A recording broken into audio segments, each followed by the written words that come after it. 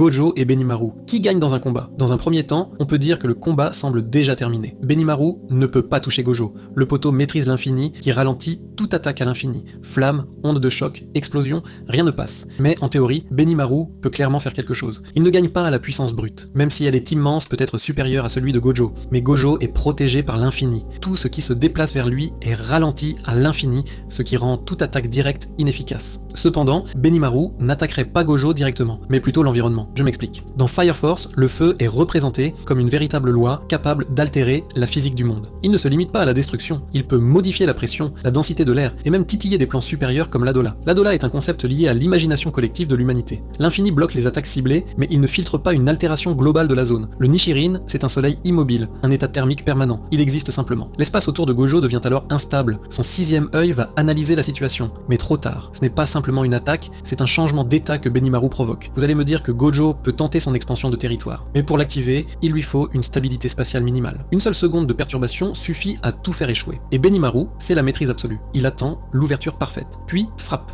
Il existe aussi une solution plus extrême. On a vu, avec son doppelganger, que même sans être à pleine puissance, Benimaru peut encercler la planète entière avec son Nichirin et la détruire d'un seul coup. Il pourrait donc, en théorie, faire exploser la planète, entraînant la mort des deux combattants. Cependant, Gojo pourrait activer son expansion de domaine très rapidement, ce qui rendrait ce scénario incertain. Au final, on ne pourra jamais réellement savoir lequel des deux est le plus puissant.